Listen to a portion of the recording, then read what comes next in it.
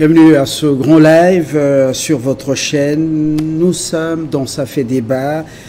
Le sujet qui domine, du moins dans son numéro, RDC Rwanda. La guerre devient-elle inévitable? La question mérite bien d'être posée et mérite également des réponses. Arlette Odia autour de cette table pour en parler. Emmanuel Chibambé, Carlos Mopili, Henri Kalimassi. Oui, la table est complète. Bienvenue à tous, bienvenue à toutes.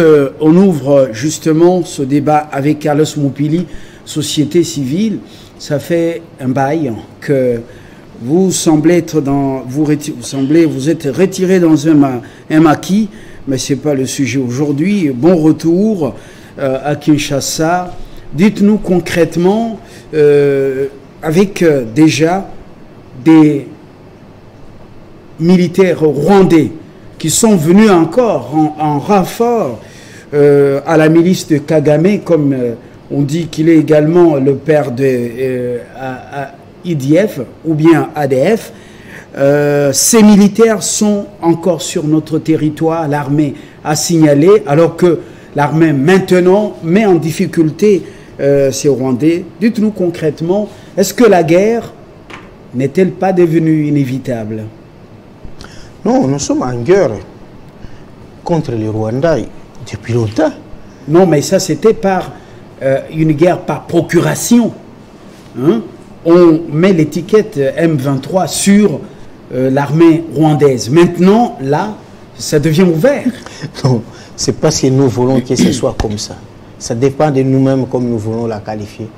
Parce que si vous faites l'inverse, osez une fois, par exemple, appuyer une milice rwandaise et puis vous entrez au Rwanda avec des tenues, des FRDC et que l'armée rwandaise attrape les cadavres ou arrête les militaires, les soldats congolais sur le territoire rwandais, il ne dira plus la même chose. Donc, je reviens pour votre question. C'est pour dire quoi?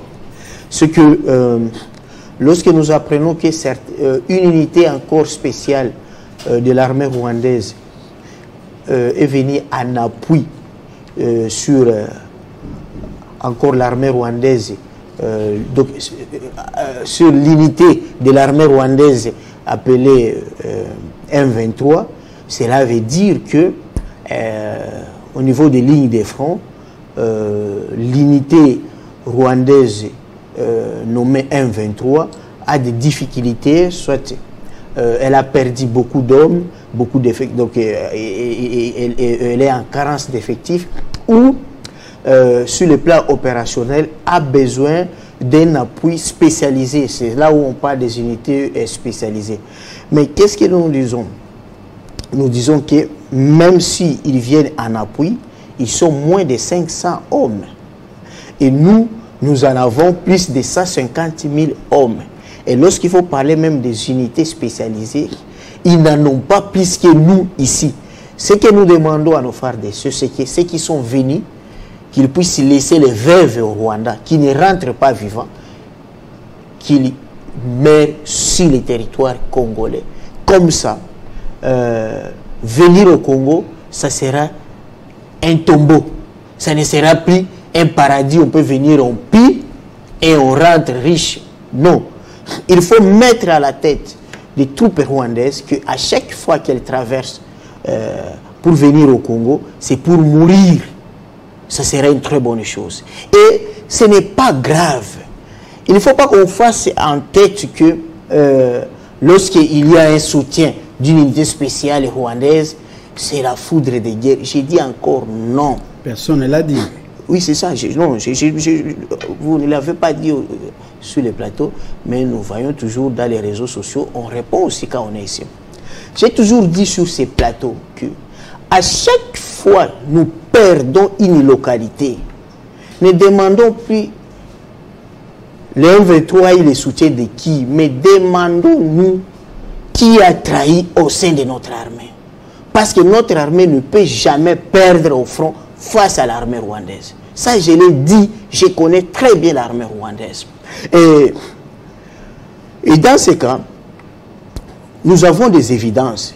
Nous avons l'armée rwandaise qui a voulu aussi attaquer le Burundi avec le soutien de tous les Occidentaux qui ne voulaient pas de la tête de Nkurunziza.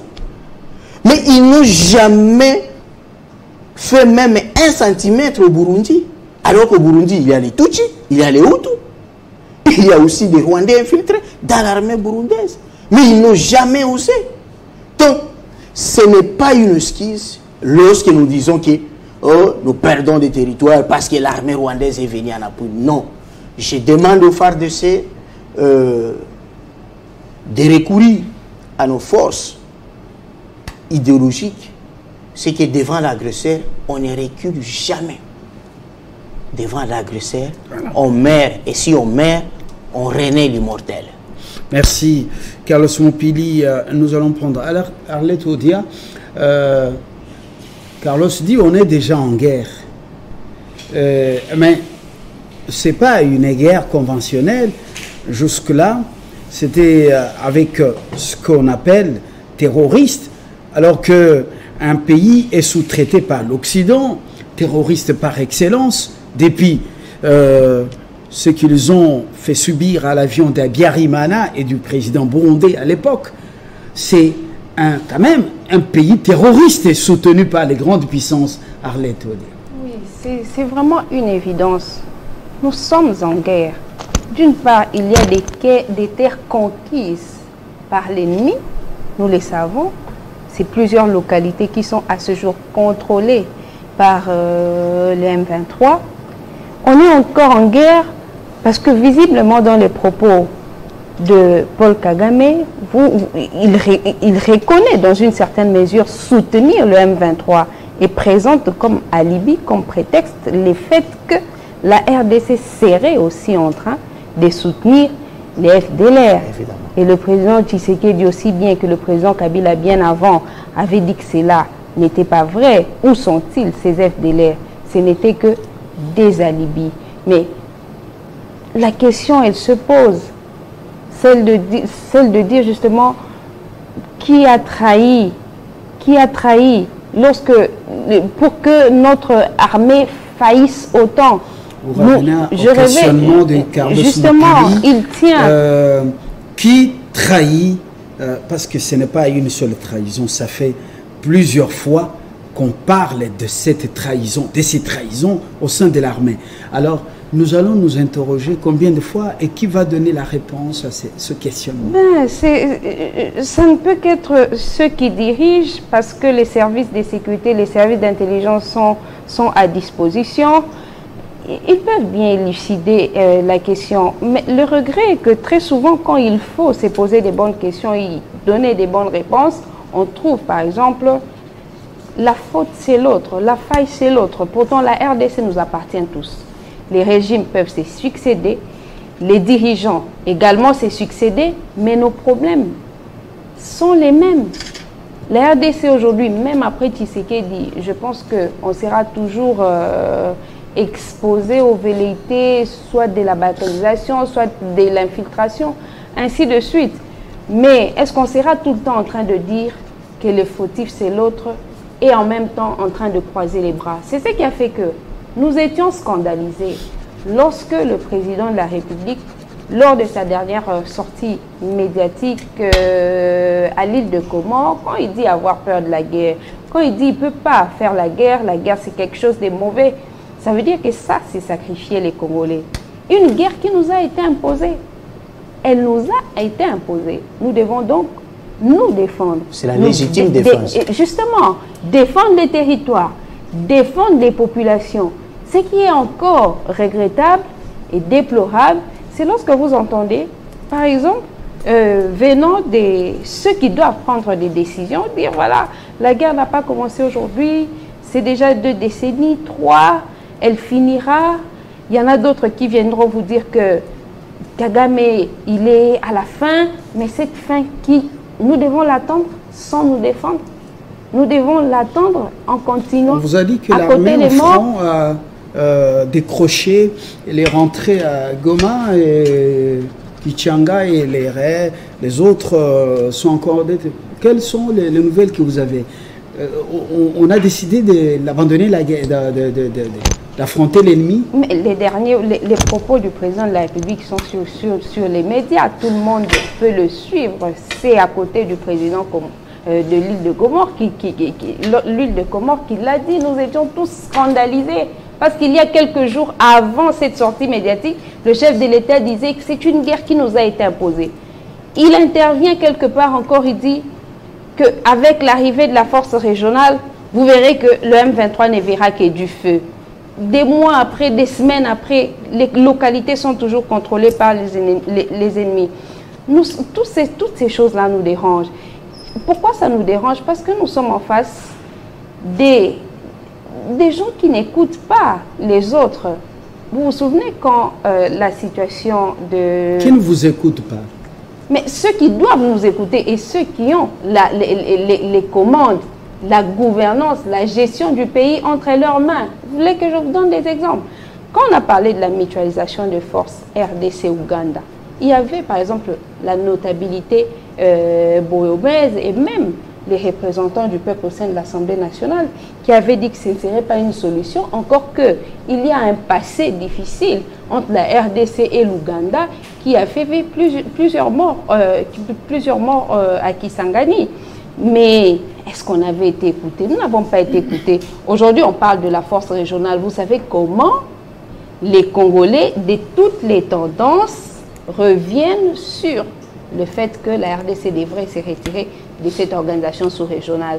Mais combien de temps doit-on attendre? Et si on doit attendre, ce sera pour quelle raison? Ils doivent nous le dire.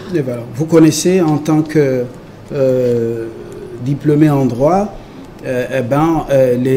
la procédure pour se retirer ou sortir suspendre la participation d'un pays au sein d'une organisation régionale ou sous-régionale.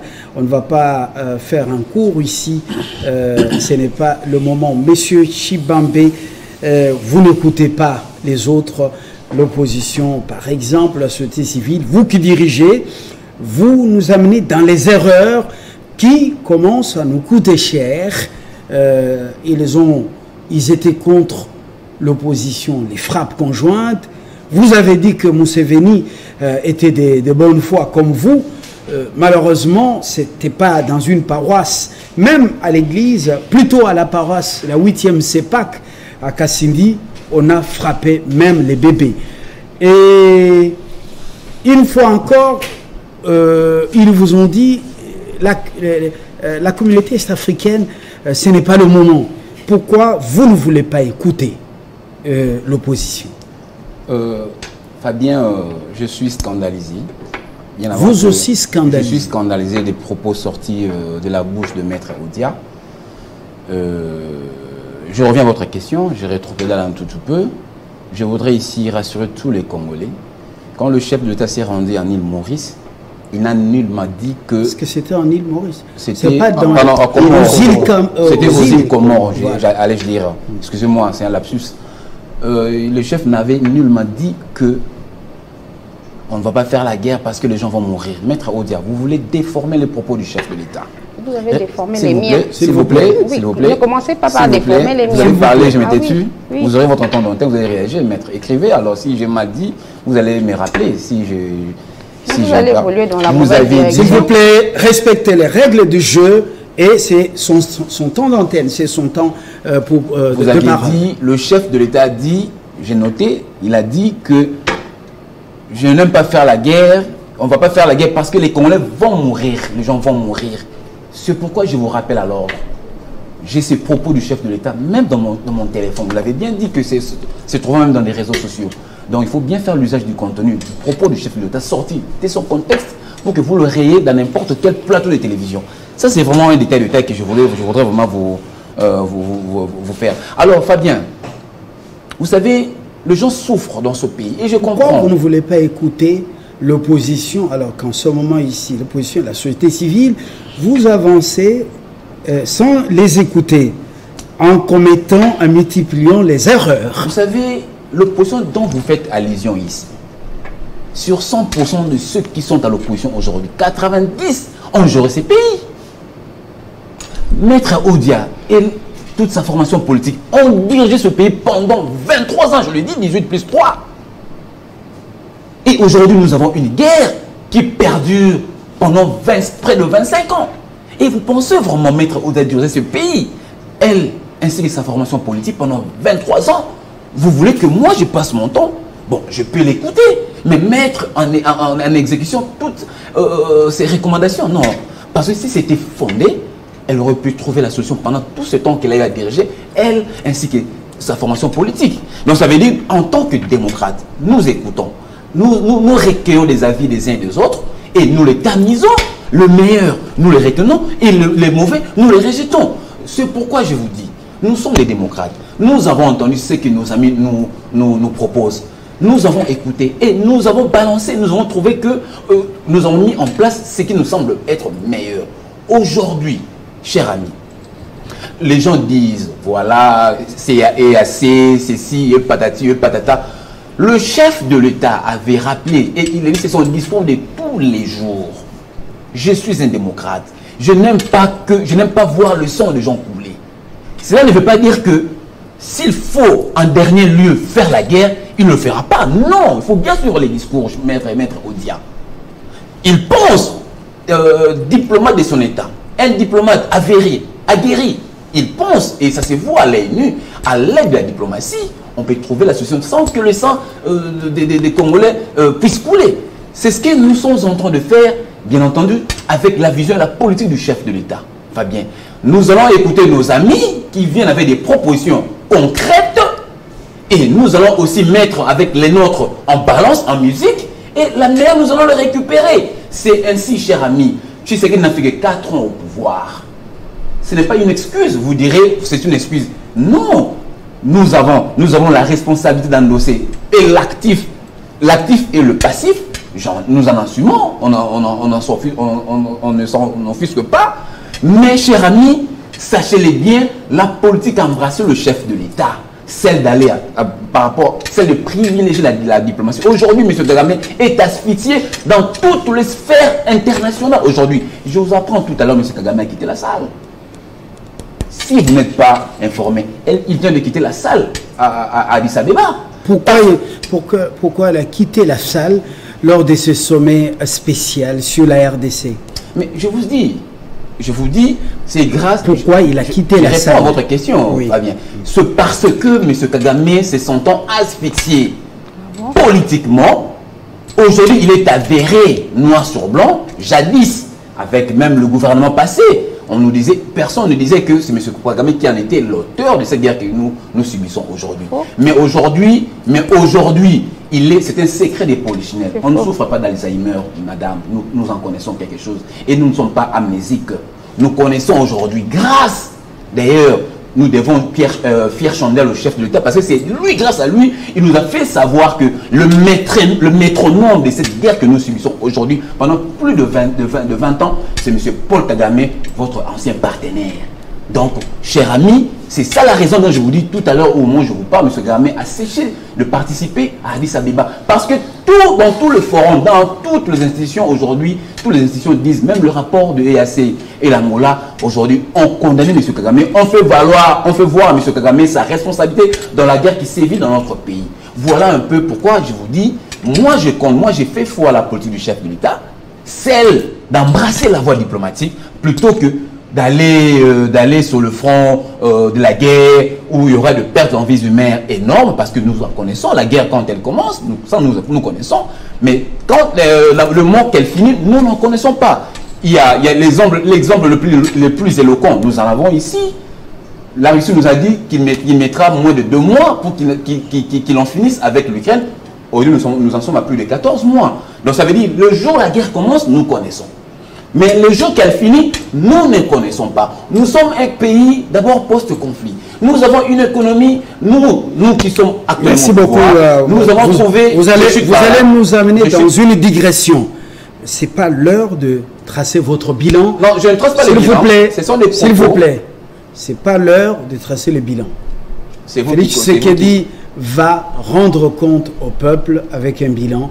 Ce n'est pas une émission consacrée au bilan. Non, c'était pas un bilan, c'était juste des exemples pour affiner ma réflexion, ce n'était pas un bilan. Voilà, vous nous amenez dans une sorte de digression. Monsieur Kalimassi, vous allez prendre la parole pour répondre à la question principale. La guerre, maintenant, on nous dit qu'en ce moment où nous sommes en direct, Félix Tshisekedi et ses homologues sont à Addis Abeba, et selon son information, Kagame a quitté la salle. Ah, fui. Oui, il a fui la salle. Bon, utilisons quand même certains verbes. Voilà pour les termes utilisés dans le jargon de ces milieux. Pour quelles raisons il a quitté la salle? Bon, on en saura un peu plus. Alors, vous répondez à cette question principale, mais sans omettre cette pensée de Simon Pierre Payan, français, écrivain, heureuse mémoire, le retour au Rwanda des peuples aussi vivant au Congo serait une solution du conflit dans le Grand Lac. Ce retour peut être plaidoyé pendant que Kagame est au pouvoir au Rwanda. Après le pouvoir de Kagame, ce retour serait difficile. Vous avez une réaction rapide? Oui, M. Fabien. Ça, c'est un occidental qui réfléchit. Hein? Pour moi, c'est une réflexion erronée, parce que ça, ce n'est pas quelque chose qui est à la base ou qui peut trouver la solution à la guerre de l'Est.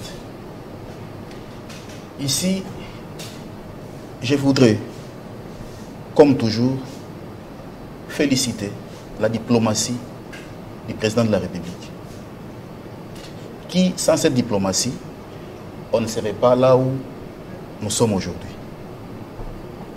Vous devez savoir que, au-delà de la guerre militaire qui se tient à l'Est,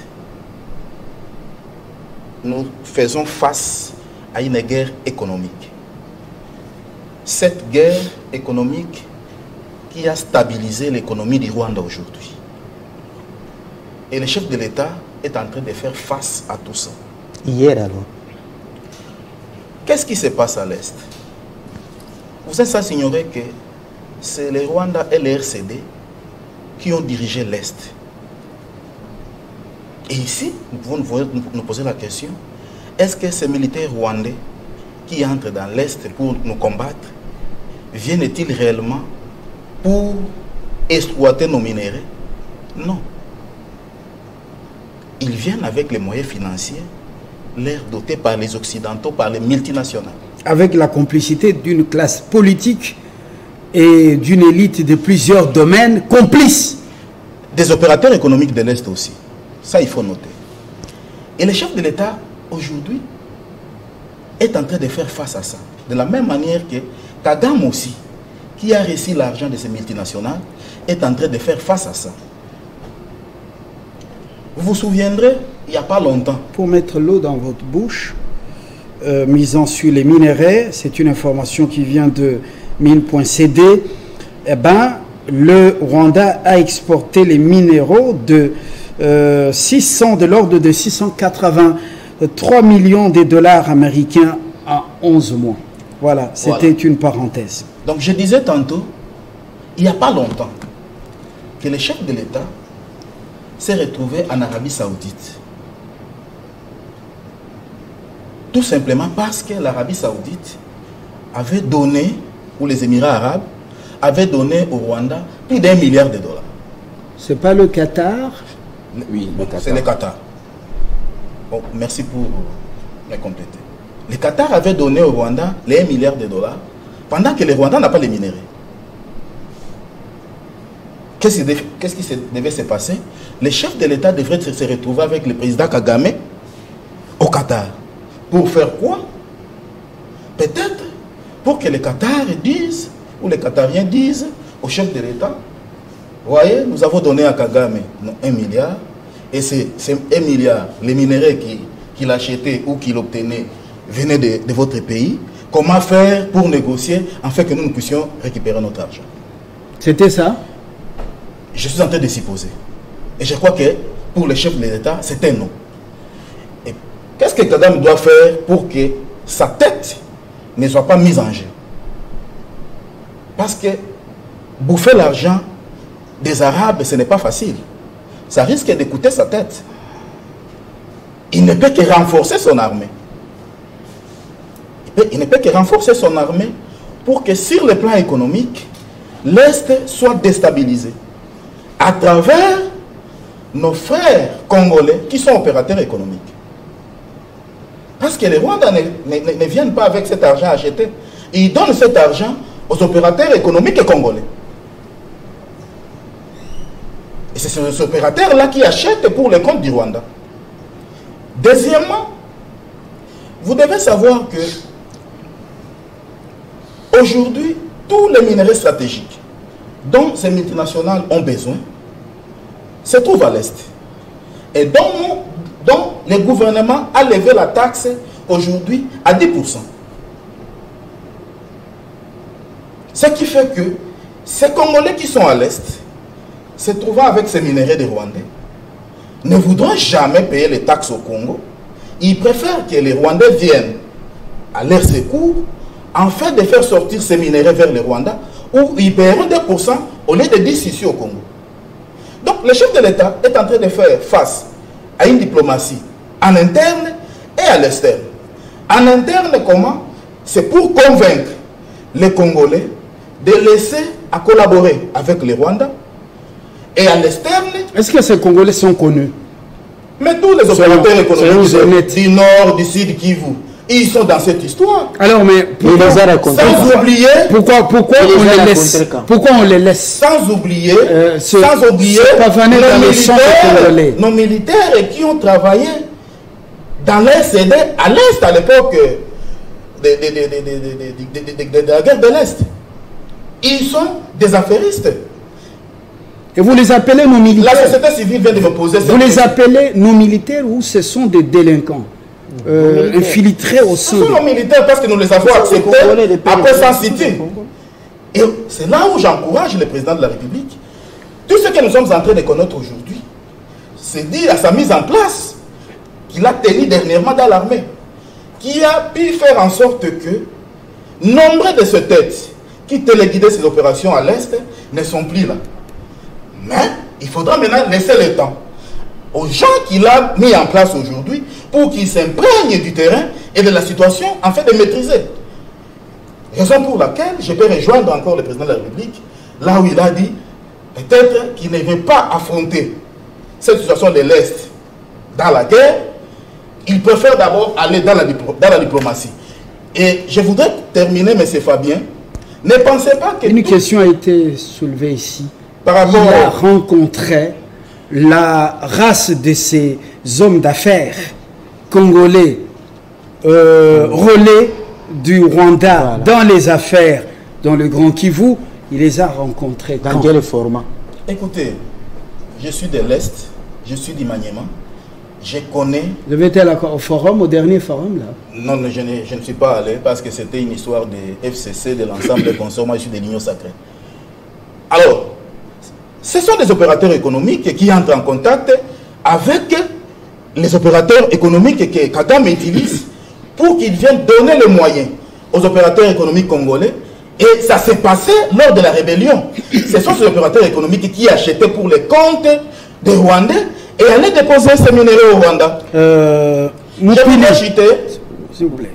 Monsieur Moupili, ce que vous avez dit, c'est important. Il ne faut pas tout épuiser. Monsieur Moupili,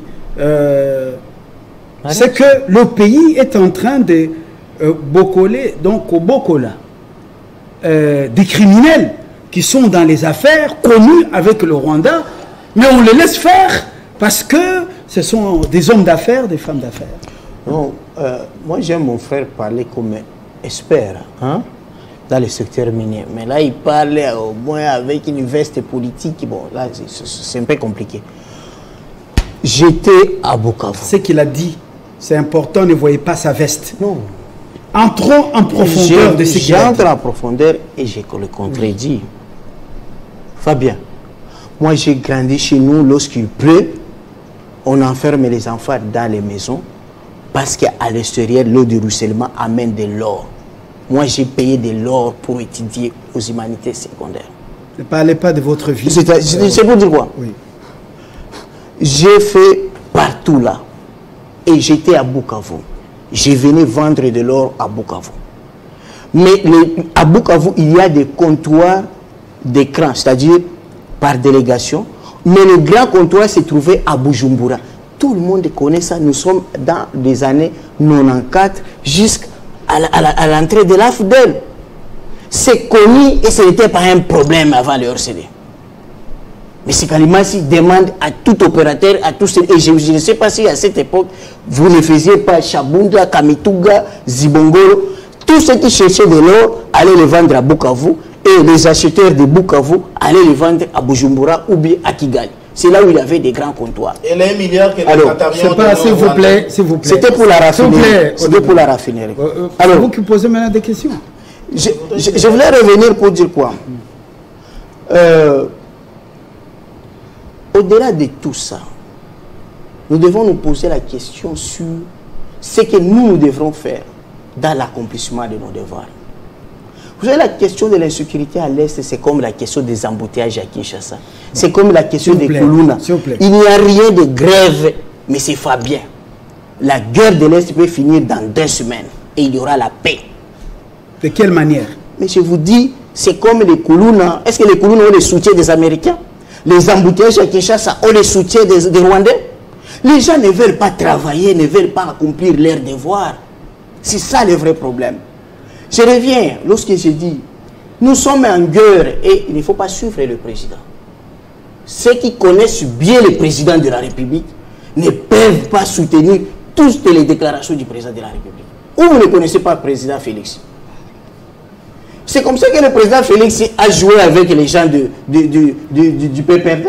Il est à Brazzaville, il dit non, nous sommes très bien, c'est comme ça toujours la coalition. Et les gens du PPRD disent oui, oui, il a eu des conseils chez Sassou, alors il a changé. Après, il va faire voyager le vieux premier ministre au Katanga. Il va signer autant d'ordonnances où il déboulonne, son premier déboulonnement. C'est après 2 jours lorsqu'il dit nous allons vivre toujours avec l'ancienne famille, avec mon prédécesseur. Le président Félix, il peut tenir un discours aujourd'hui et demain, il fait autre chose.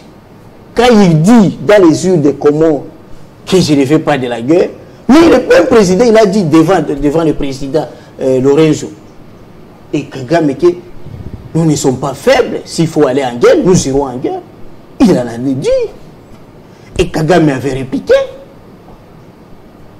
Donc, moi, je ne suis pas là pour suivre les détails des langages diplomatiques du président de la République. Mais il faut dire que nous sommes en guerre, M. Fabien.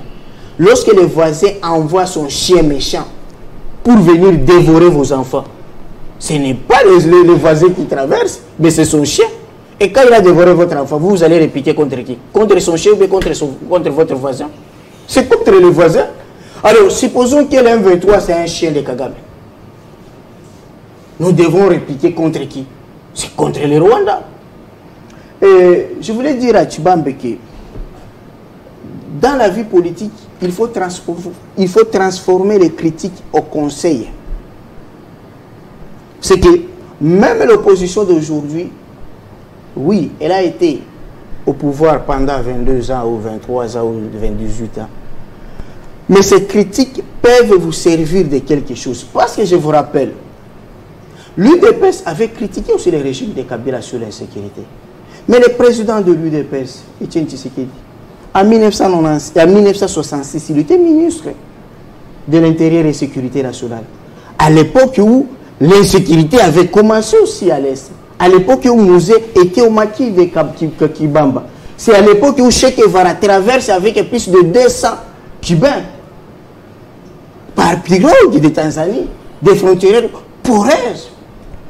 À l'époque où Che Guevara avait traversé, c'est lui qui était ministre de l'Intérieur et de la Sécurité, c'était Etienne Tshisekedi, avec le soutien de la CIA et de l'OTAN. Est-ce que c'est pour autant que Etienne Tshisekedi n'avait pas droit de critiquer le régime de Kabila sur l'insécurité? Il en avait droit. Mais il fallait toujours transformer ça. Et j'ai dit, ces pays, nous devons renforcer notre service de renseignement. Et pour renforcer notre service de renseignement, il faut tenir compte des ressources humaines. C'est pourquoi ça s'appelle service d'intelligence. On ne vient pas n'importe comment et on ne peut pas promouvoir des gens n'importe comment. Service d'intelligence, c'est-à-dire c'est lui qui est génie dans son secteur. Meilleur joueur, service d'intelligence. de l'intelligence. C'est comme ça que les gens font. Vous êtes meilleur basketteur, service de l'intelligence. Voilà, bon. Donc, meilleur artiste, service les de critères de l'intelligence. sélection des agents de service d'intelligence. Parce que ça fait autant d'années, je termine par là, ça fait autant d'années, on nous a parlé des infiltrés. Mais nous avons l'ANR qui surveille tout ce qui est toutes les communications téléphoniques. On n'a jamais arrêté ces infiltrés autant de fois. Jusqu'à ce qu'on a vu même certains qu'on soupçonnait traverser de l'autre côté. Cela veut dire qu'il y a un problème. Donnons les moyens au service des renseignements, les moyens humains, les moyens financiers. Un agent de renseignement ne peut pas manquer l'argent pour chercher. Merci Carlos, merci Carlos pour ces détails. Arlette Odia, vous avez suivi les points soulevés par messieurs Kalimassi, monsieur Tshibambe et Mopili. Vous avez sûrement, je vous ai vu prendre note, c'est à vous la parole maintenant pour la deuxième fois. Merci. Le problème de mes co-débatteurs, c'est de penser que c'est à moi que vous vous adressez. Vous vous adressez aux Congolais qui sont dans les zones à conflit.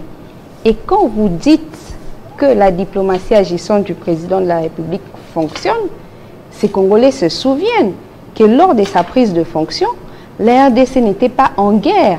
C'est après que le M23 a conquis, d'abord qu'il a refait surface, et ensuite qu'il a commencé à reconquérir. Mais il est républicain, oui. À moins que vous dites le contraire. Républicain. Le débat l'est. Et il faudrait qu'il soit mené de cette manière-là. Ceux que vous recevez sur votre plateau doivent savoir que c'est à nos compatriotes-là qu'ils s'adressent. Ce n'est pas du spectacle sur un plateau de télé. Ce n'est pas du théâtre. J'étais en train de vous dire que ce n'est pas vrai de dire que la diplomatie agissante est en train de servir actuellement. Il y a des choses à corriger et à améliorer. Carlos Mopili vous dit que la guerre peut se terminer en 2 semaines. Ça, c'est lui en tant qu'expert. Mais approchez-le. Écoutez ses conseils. Par exemple. Et quand vous dites que la guerre, c'est à peine qu'on découvre la complicité des Kagame, ça revient à ce que je dis au départ, que plutôt que de trouver des solutions aux problèmes, de sécurité, de stabilité, qui nous dérangent, vous n'avez que 2 temps pour incriminer les gens. Vous passez tous les temps dans cela. Tous les temps, vous les passez dans cela. Pourtant, vous vous souvenez très bien que le président Kabila avait toujours martelé qu'il avait des bonnes relations avec tous les pays frontaliers, sauf la RDC, sauf le Rwanda. Est-ce que ce n'était pas suffisant pour comprendre qu'il fallait se méfier de cette coopération? Kagame a combattu la publication des résultats définitifs de l'élection de 2018. À l'époque, il était président de l'Union africaine. Il n'avait pas été n'est-ce pas, au discours d'investiture, à la cérémonie d'investiture du président Tshisekedi.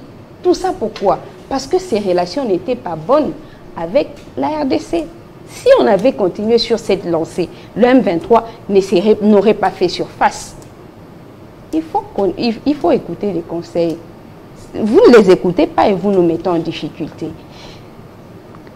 Vous parlez aussi de la guerre économique. Mais vous vous souvenez qu'au moment où la RDC signait, n'est-ce pas, son entrée dans l'organisation des pays de l'Afrique de l'Est, du point de vue économique, les opérateurs économiques congolais avaient émis des réserves.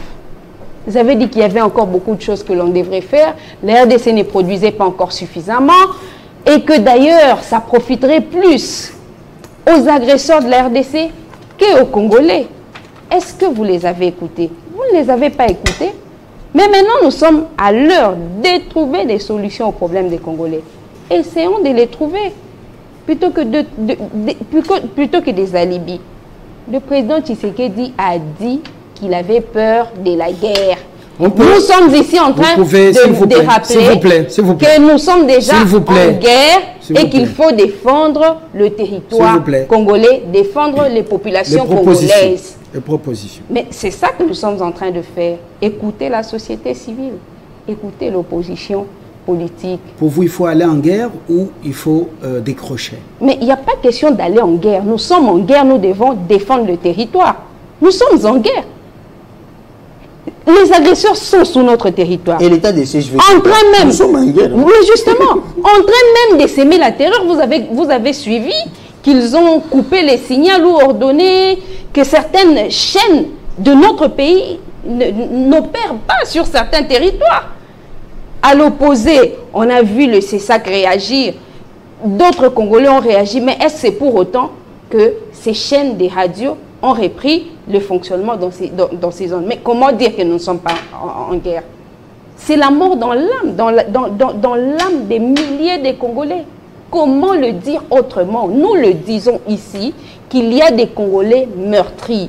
Il y a des erreurs qui ont été commises, notamment celui de dérouler les tapis rouges à Paul Kagame, pendant que tous les Congolais savaient que c'est lui qui soutient les agresseurs de notre pays. Ne pas le faire, c'est passer à côté de la raison.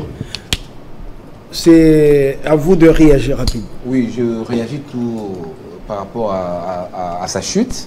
Il a dit que nous avons déroulé le champ. Nous avons... Non.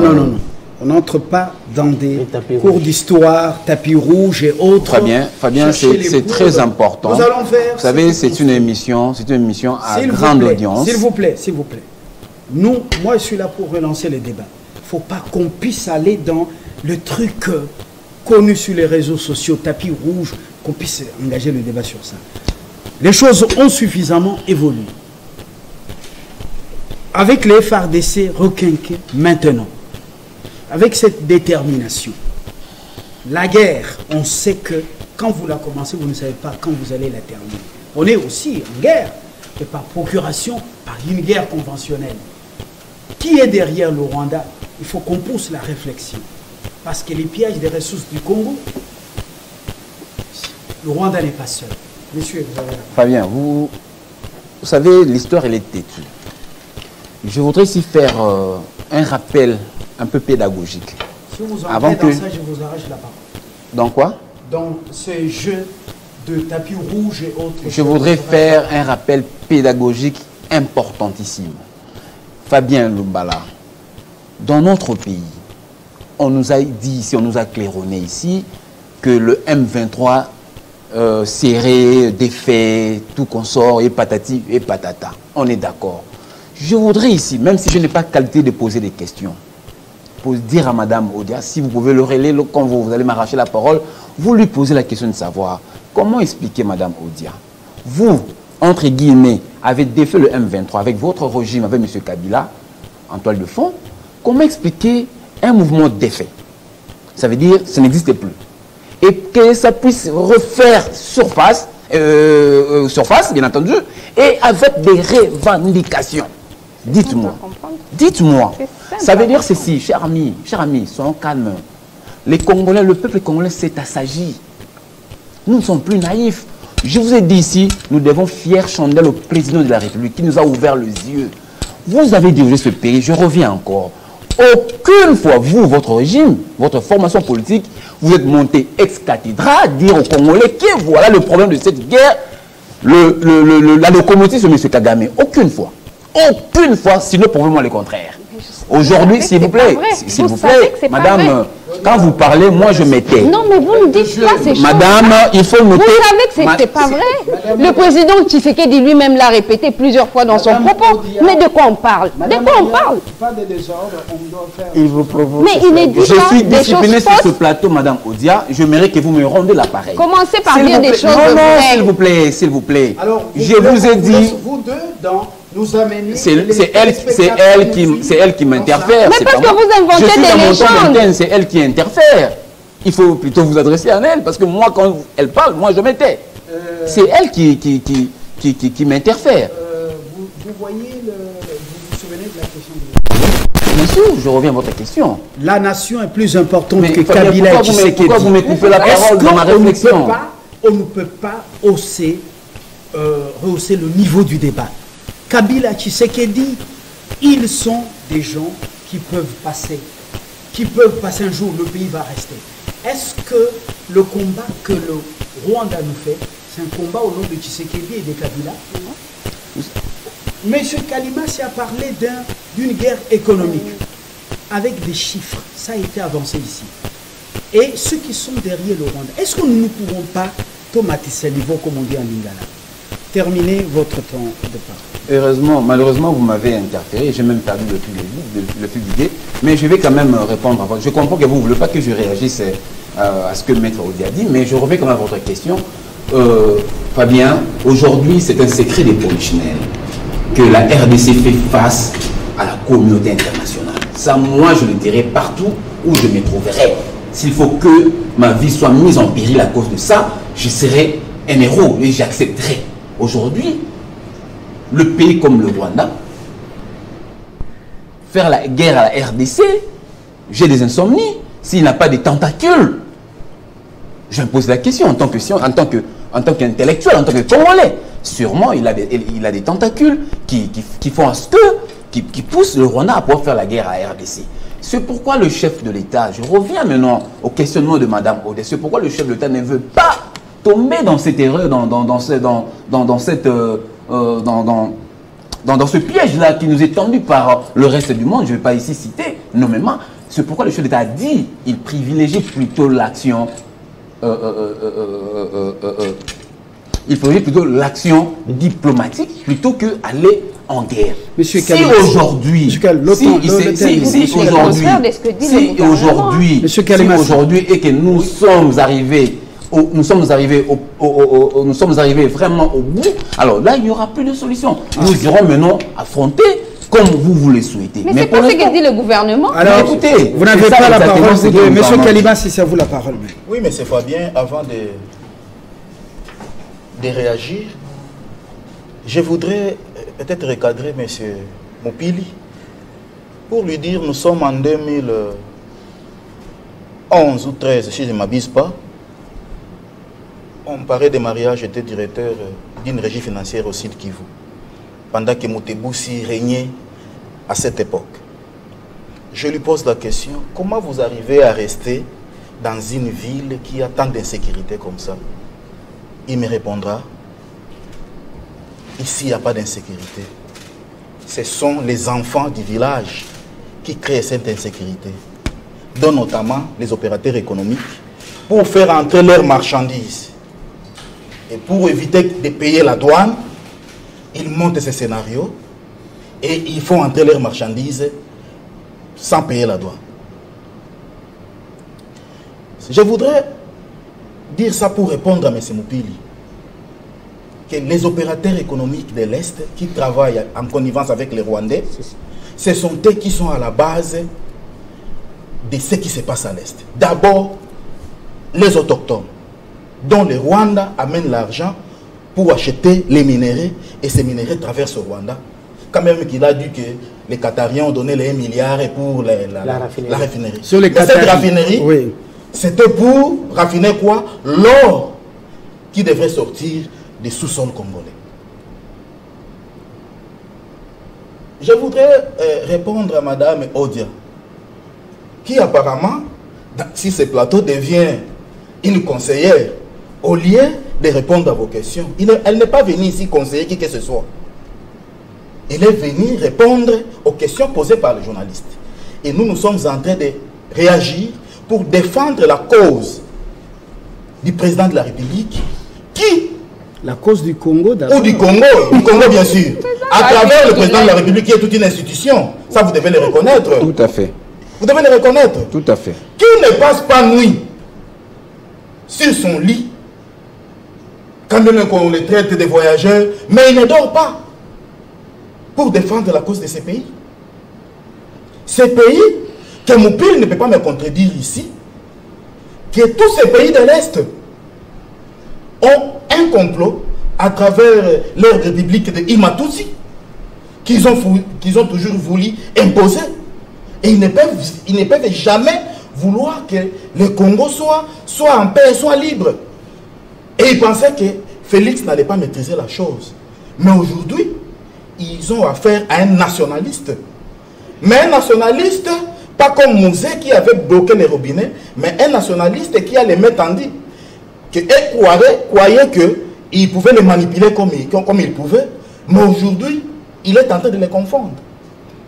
Et toutes ces multinationales qui utilisaient ces présidents de l'Est, n'est-ce pas, sont en train de les manipuler aujourd'hui pour convaincre le président de la République en fait de laisser Kagame.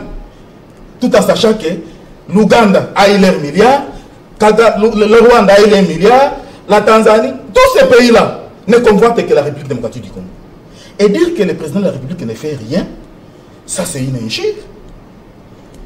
Dire que, c'est là où je voudrais dire que peut-être Madame Odia s'est contredit.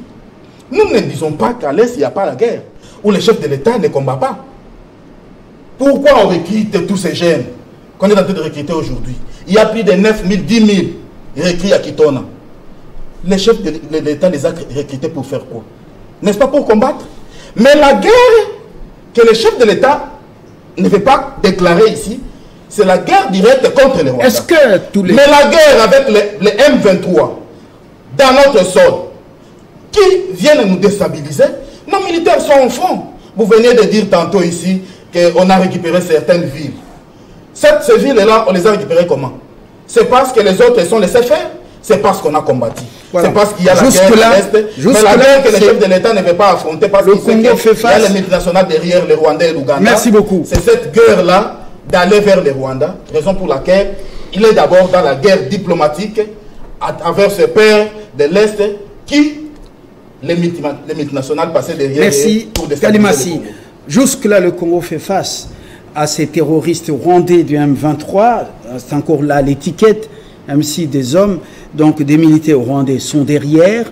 Mais la guerre ouverte entre le Congo et le Rwanda, jusque-là, il y a encore de réserve. Parce que Tshisekedi est l'homme le plus informé, le mieux informé de tous les Congolais. Il en sait quelque chose. Et nous, dans le front médiatique, nous avons déjà fait fouetter quelque chose aussi. Moupili, dernière prise de parole. Comment est-ce que tous ces efforts diplomatiques, tous ces efforts sur le plan médiatique ne peuvent pas être annihilés par la traîtrise de ceux qui sont au sein de l'armée, qui sont venus de groupes armés dont le RCD Goma, et tout ce relais rwandais dans les institutions et dans les services compétents de la République, services de renseignement et sécurité, et les hommes d'affaires et les femmes d'affaires du Grand Kivu, ma foi, mon Dieu, seul Kalimassi connaît leur nom, moi je ne les connais pas. Je ne connais pas leur nom, alors, est-ce que ces efforts ne peuvent pas être annihilés? Oui, merci. Je suis d'accord avec Kalimassi. Bon, tout le monde les connaît. Moi, j'ai travaillé sur les conflits armés. Je sais qu'il y a ce qu'on appelle le financement du terrorisme. La plupart des opérateurs économiques, vous le voyez, hier, il avait une petite boutique. Demain, il est en train de construire un immeuble de 4 niveaux. C'est l'argent des seigneurs de guerre. Ce n'est pas seulement l'argent des Rwandais, mais c'est l'argent des seigneurs de guerre. Et d'ailleurs, la plupart, ce sont les anciens... vous voyez, il y a les immigrés rwandais, Hutus, pas seulement Tutsis, qui sont venus travailler dans l'ancien Somenki.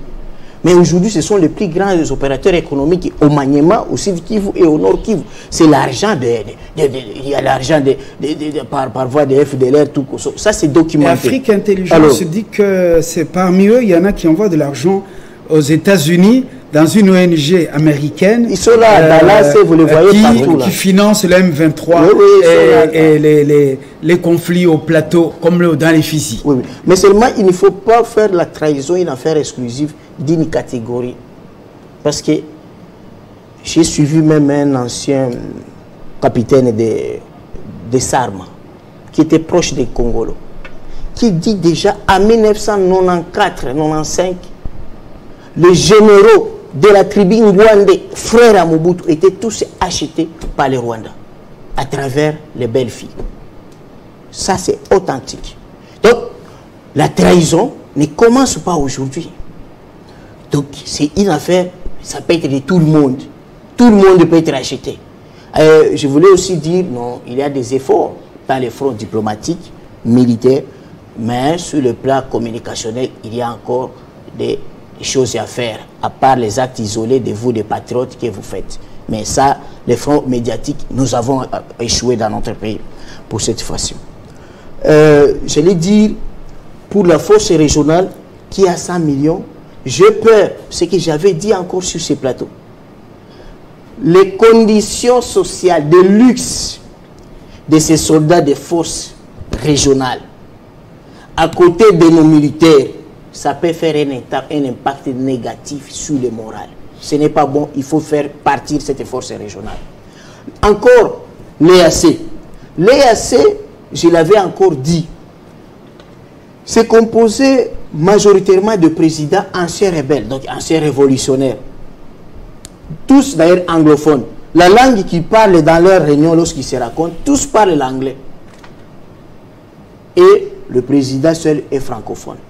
Le président Fatou Sel est venu de l'opposition civile où il croit que le dialogue, carte d'électeur, peut lui donner le pouvoir. Mais les autres, ils savent que c'est par Kalachnikov, c'est par la violence armée qu'on peut tout obtenir. Donc, deux paradigmes contraires. Des sanguinaires aux affaires. Bon. Ça dépend de là où on se trouve. Lorsqu'on est révolutionnaire, on croit que la violence peut changer les choses. Voilà. Donc, j'allais terminer pour deux petits points. Chutez. J'ai dit au président de la République, votre réélection ne sera pas une affaire de union sacrée, mais des FARDC. Ce sont les FARDC qui peuvent lui donner le pouvoir.